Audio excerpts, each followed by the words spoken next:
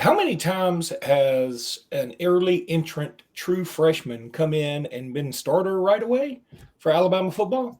Can't be many times, but Jimmy and I think we may see one this year. Locked On Bama, your daily podcast on the Alabama Crimson Tide. Part of the Locked On Podcast Network, your team every day.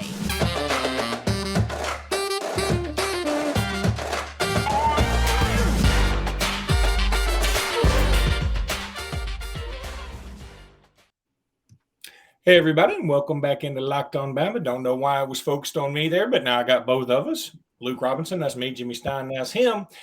Jimmy, we do want to talk football and mostly football today. That is what the people have demanded. I do think it is important that we throw out there that Noah Clowney has declared for the NBA draft. It feels like he's gone, not like Charles Bediako declared, where you can tell he's testing the waters, or Javon Quinterly testing the waters. This feels like Noah Clowney saying, hey, y'all, it's been real. Love you. Gots to go get my bag. And we are 100% behind you, to be quite frank with Noah Clowney. I think this is what he should do. There are not a lot of dudes on planet Earth who can do what he does. And so go get paid for it and go get paid royally. Yeah, if Clowney is definitely a first-round pick and he's going in the first round, he should leave. There's no doubt in my mind that's the right decision for almost any and virtually every situation where you're a first-round pick. It's a guaranteed contract. You're talking about generational money from your first deal.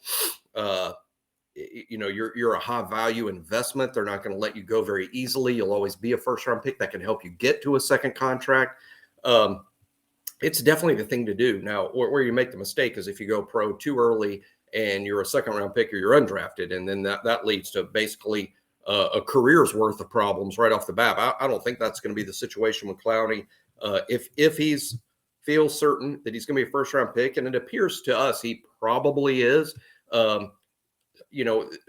far as what people project in the draft, though, Luke, it's funny to me how people can emphatically state this guy's a first-round pick, this guy's a second. These teams haven't completed. They've barely begun their evaluations. I mean, it's up to the teams, right? It's not up to journalists, or it's not up to fans. It's haven't completed their boards or created their boards. It's just kind of, we'll see. But I think it's fair to project that Clowney will be a first-round pick. And I hate to see him go, but I understand it 100%.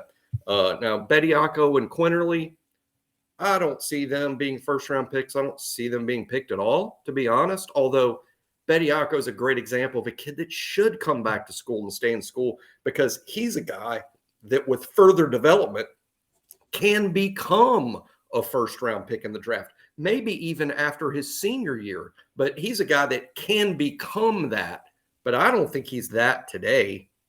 So I suspect that both Quinterly and Bediako will eventually remove their names from the draft process and return to school at Alabama. And I will be highly, highly excited to get back both if that happens. Now, does that mean that somebody else will or won't transfer? I don't think it's come to that yet. If Quinterly comes back, it certainly could have a bit of a ripple effect. I mean, I think old school Luke is looking at it like, hey, so what if Quinterly comes back? I mean, if you're Bradley or Griffin or whoever these other guys looking at this going, or Sears, and saying, hey, we could just sort of learn from a guy who's had a lot of experience and keep playing. I think now it's, if I don't play where I'm supposed to be playing right this very minute, I'm out of here. So, yeah, I think some of those things could happen. That being said, one more basketball note that should be noted. That's got to be a better way to say that. That Alabama is apparently in the middle of it for Khalil Ware, who was originally from Little Rock, a 7-footer, maybe a little over 7 feet. He went to Oregon. He played okay. I don't think he was like a standout at Oregon or anything. People thought he would be a one-and-done type guy. He's not going to be. He's transferring. Would love to get him on this team.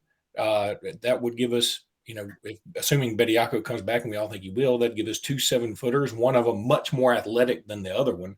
I think Ware is really, really athletic and has the potential to be a better scorer. Of course, we love Chuck for what he brings to the table defensively, and rebounding wise. But yeah, that would be great. There's also a guy out there named Denver Jones from Florida, at International. The vibe I'm getting is he's from New Market, Alabama originally. The vibe, which is in the Huntsville area, the vibe I'm getting is he may be more likely to wind up at Auburn. He's sort of a 20-point per game scorer. Certainly, I wouldn't give up on him. I mean, I'm just reading tea leaves here. That's all I'm doing. So I don't know anything about that other than I just get the feeling he's more Auburn bound than Alabama bound, but certainly I think Alabama's still in it. Well, we already got Jaquan Walton, and while Jaquan Walton and Denver Jones are different, I mean, to me, Denver is a 2-guard and Jaquan's a small forward. But Alabama uses those positions very interchangeably. They're very similar with similar responsibilities, similar spot on the floor. Nate likes even his 2-guard to have length. I think Jaquan can play the 2. He can play the 3. He can even play the 4 at 6'7" and long arms. So, but what I'm saying is, we're signing Jaquan because he's a really good perimeter shooter, and that's what Denver brings to the table. So I think we got Jaquan Walton. Losing Denver to Auburn or anyone else wouldn't be terrible because we do have Walton. However, I like Denver. I think he's a heck of a player. Yeah. I would like to have them both because I'm selfish like that. I think Denver is a portal prize, just like Jaquan was. So I hope he ends up at Alabama, from what little I know, but I won't be surprised at all if it's Auburn and they continue to recruit well. They always do under Bruce Pearl.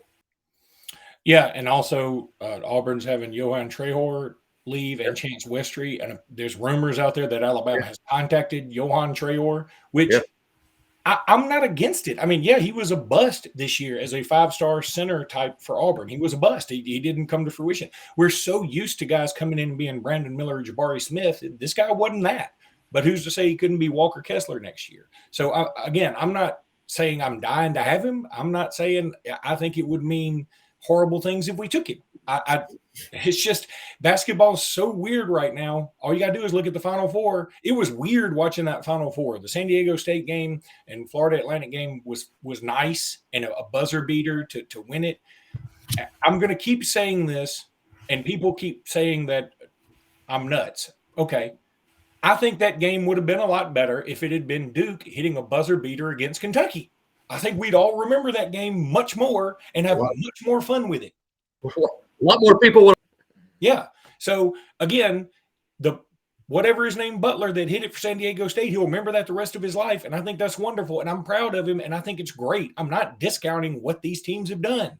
I'm just telling you that if you have a World Series with the Mariners and the Rangers, I'm not even sure that's possible because I don't follow baseball. It's not. It's not, but we all get what you're saying. You get what I'm saying.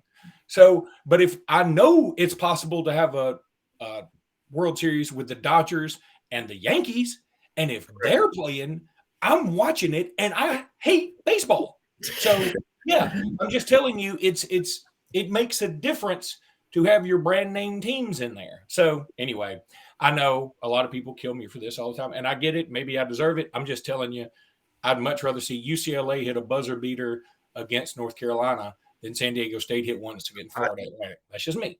I didn't watch. I was flipping around between what I was interested in last night. I flipped around and kept up with the scores, but I did not watch either national semifinal. And I think it's for the very point you make. Just my opinion as to a lot of college basketball fans like myself.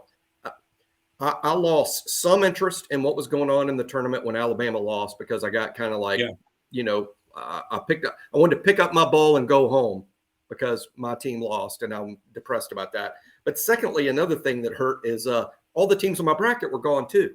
Had the teams I'd predicted got to the semifinals, I would at least have a rooting interest trying to do well in the little things I was entered in. But my gambling was all gone.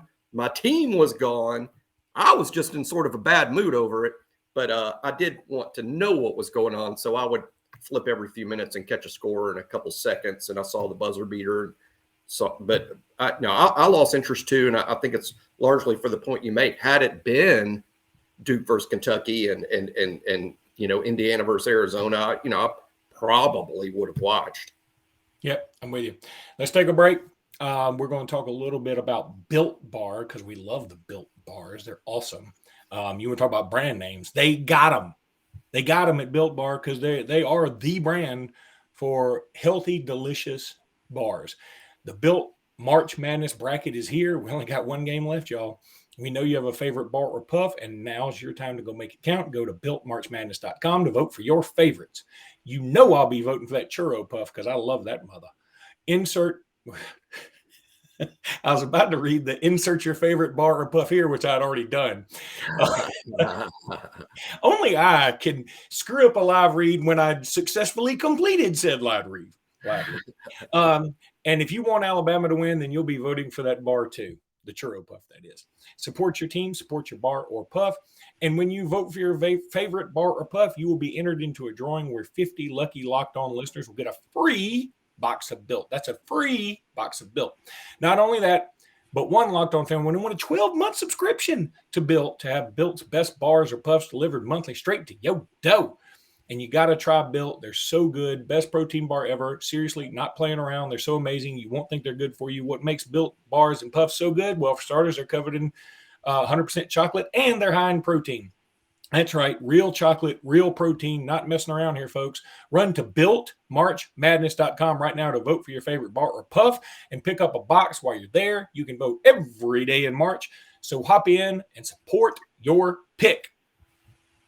I'm not sure if you can do it every day in April. We are officially in April, but still go there anyway. That's my take on it. Jimmy, I'd let off today's podcast talking about the unlikelihood of an early entrant guy to be running first team in the spring game. Yeah. Because it's so difficult. Alabama's so talented all the time.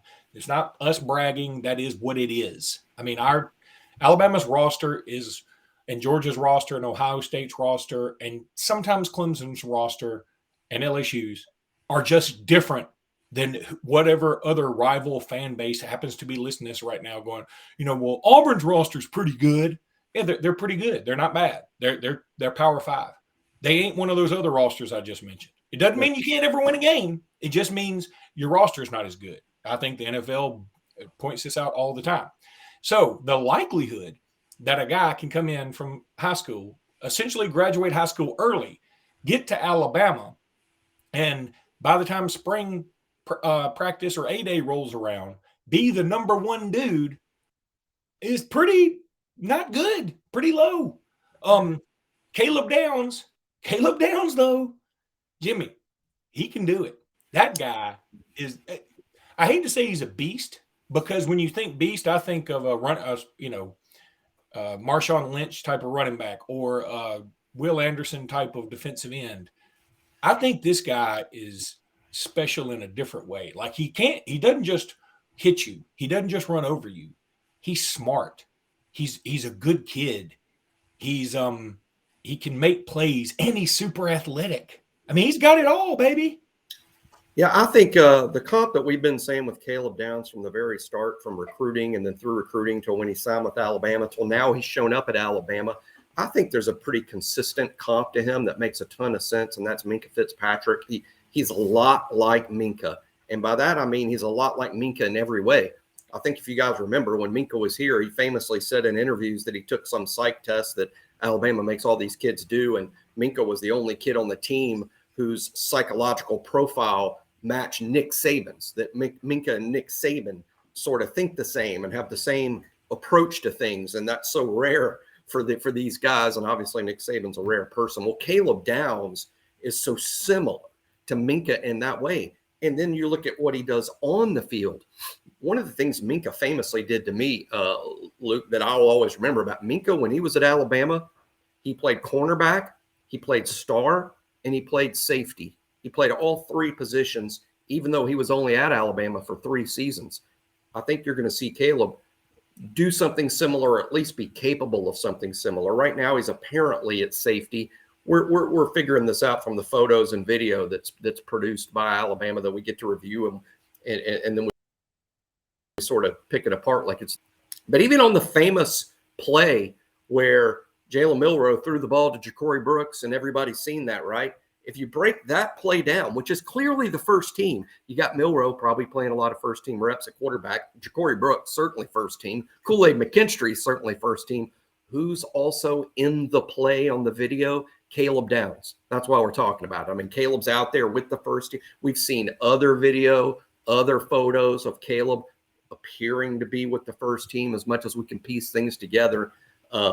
Man, to win a first team job at Alabama in only a handful of practices, you got to be a Minka level freak. And from those videos, it appears Caleb's at safety. He could see some time at star, definitely capable of that. This kid could play cornerback. I mean, that's how gifted he is physically, just like Minka, who's now one of the highest paid safeties in the NFL. You know, a lot of people when Minka was being drafted, they're like, you know what? I think he could play corner. And the Dolphins moving him all over. That's one of the reasons Minka didn't like it, Miami. They're always moving him. Like, hey, you can play corner this week, you can play nickel the next week, and you can play safety in week 3. And I think Minka kind of preferred, hey, just put me at one spot so I can, you know, really be as good as I can be at that one spot. But, boy, it's got to be rare. We've been thinking of ways at Bama Insider, Luke, to research this, asking some of our subscribers. And, hey, if you're out there listening and want to make a comment to us about if you can specifically recall a true freshman early entry guy that was a starter on A-Day. We think that's been so rare, it's going to be hard to come up with hardly any examples. I think one example is Jonah Williams. That's one I can name. I believe Jonah started on A-Day in his true freshman early entry. See, that's a long time ago now. I think it's 2015 off the top of my head. So it's been, we don't know, as we sit here, we don't know that Caleb Downs is going to start on the Crimson first team defense. We don't know that. We're just anticipating that it's a possibility. And when A-Day gets here in less than 3 weeks now, it's one of the first things I'm looking for is Caleb with the ones. Is Caleb with the ones? That's such a big deal in just a few practices to beat out veteran guys that are back there, like Kristian Story, like Jaquez Robinson, guys that have been in the program for a while. Malachi, who's probably at star if Caleb's at safety. Yeah, I'll tell you, you know, at first when you started talking about this, and I got this one like little bit of hair that just keeps going up, and it's like a rooster thing, and it's bothersome. But when you first started talking, you know who Caleb Downs reminds me of? Brandon Miller. Like he's going to come in. I think he could come in and be the best player on the team. Call me crazy. I know. Look, we had some comments after we did a little analysis on the Jalen Milroe pass to Ja'Cory Brooks over Kool-Aid because it was fascinating, right? And everybody was talking about it. Some people were like, y'all, all you people been hating on Jalen Milroe, see what he can do. And other people are like, it's one pass in a practice and it's not even full pads. Y'all need to chill out. And I'm like, look, I think we recognize all those things. Just like I'm not trying to be hyperbolic here when I say I think Caleb Downs can be the best player on the team. I don't think that's a crazy take. And if you've seen him play in high school and if you've ever listened to him talk, it really is kind of like Brandon Miller. I mean, Miller's beyond his years. Now, he's a little older as a freshman anyway, but he's beyond his years in wisdom. He's got an it factor. Caleb Downs has like an it factor on a team full of dudes with it factors. His factor stands out. So that's why I'm so high on Caleb Downs. I'm so glad you brought this up. I mean, I've been thinking all year like Caleb Downs will be good. Caleb Downs will be good. But when we were talking about discussions for today, you mentioned, hey, I think it's pretty incredible. I see Caleb Downs on the field a lot every time I'm watching highlights, like he's with the first team. Like if you're trying to investigate this and figure out who's where, feels like he's a first teamer. That's a pretty good gig to have. He's certainly getting reps there. Now, let's see. Maybe A-Day, they don't want to send, one thing, a message that you have to send to all these kids, Luke, no matter how good or bad they are, is they have to earn it. They have to earn it. Yes, maybe Caleb shows up and on day one, it's obvious to everyone there that he's the most gifted player, the most talented player. But they still have to earn it or they'll never be as good as they can be. You've got to earn your spot. So it could be that in Nick Saban's head, boy, Caleb Downs, a starter, he's probably going to be a key player for us this season. That still doesn't mean you put him out there. I mean, you kind of have to say, Caleb, yes, you're our most talented player. Yes, you're our most gifted player at safety, but you got to beat these kids out. Beat them out by being consistently better than they are every single day at practice for an extended period of time. Then you'll be a starter. But you do have to make them all earn it. if there's fans out there that just want to give away starting spots because they're a 5-star, that's exactly how you destroy a locker room. And a 5-star ends up not being developed into the player he can become. Make them earn it. All right, let's take a break, Jim. When we come back, we're going to talk a little bit more spring practice at the University of Alabama. All right, so you've been watching a lot of film. You've been seeing a lot of things. What else has stood out to you here these last couple of days when it comes to spring practice, Jimmy? Yeah, we do. We go over the video that we get out and the photos, and we look too deeply into them. When we come up that is exaggerated, may not be true, but there are several. Freshmen are certainly a big story every spring, just because we're all excited about the shiny new toys. I'm excited about some older guys maybe playing that we haven't seen much of. Let's keep it on the safeties. Here's a player that me and Luke have both liked from day one, that's never really had a great opportunity to get in the starting lineup. Now he's in year 4, and it's the best opportunity he's had. And I think he's going to prove that he's a really good player, and I bet Luke does too, and that's Kristian Story. We've talked about him every year.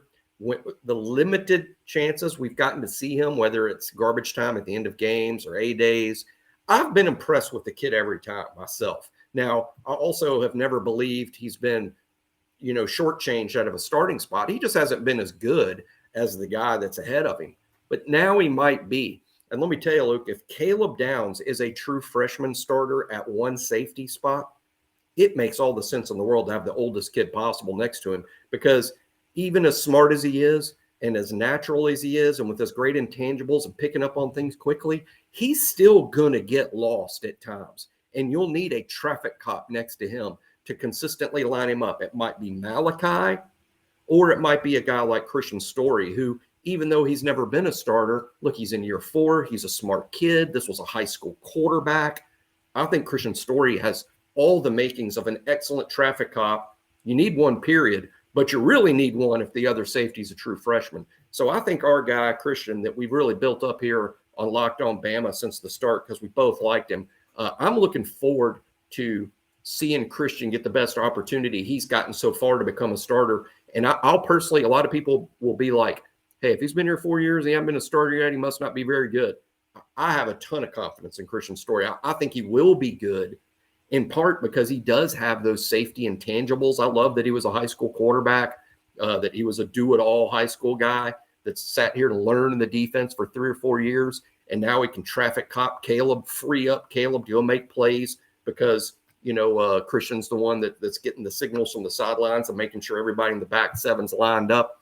So I'm excited about older kids like Kristian Story who haven't had this opportunity. This is his best opportunity. Let's see what he can do with it. We're all excited to sign him. People get so fascinated with the shiny new toys. We got to remember, at one point, he was a shiny new toy everybody was excited about. Yeah, and it's not like he's done nothing. I mean, I think he had an interception in a game last year. Maybe it was it junk time that he had an interception last year? Or was that, am I thinking A-Day from last year? I think that was A-Day. He did have an interception on A-Day. I think that was A-Day, but he did get to play. He even played a handful of snaps here. I think what had happened is, I know I'm just making this up, but it's kind of like, hey, the safety shoe came off and he had to come out, and Kristian ran out there, to play a snap or two while get the guy's shoe laced back up. It was something like that. But Kristian ended up playing a very small handful of snaps with the first team last season. I think he's a guy the coaches are going to trust. I think he's just happened to have a really good player in front of him. I mean, Jordan Battle and DeMarco Helms are good players. They're both Helms is a projected 5th-round pick now on ESPN's mock draft. They're both good players. Well, they were both 3-year starters. I mean, they've been starting since Kristian showed up, and Kristian couldn't move ahead of them. Well, of course he couldn't. These guys were seniors that had been 3-year starters. So that's why Kristian wasn't playing, and I don't consider it a fault on his part that he couldn't beat out Jordan Battle. All right, buddy. That's going to do it for today's podcast. We'll be back tomorrow, probably some more practice reports, and going to have a scrimmage on this coming up Friday. So a lot to talk about this week and a lot to talk about right after that. Until then, roll tide, everybody. Roll tide.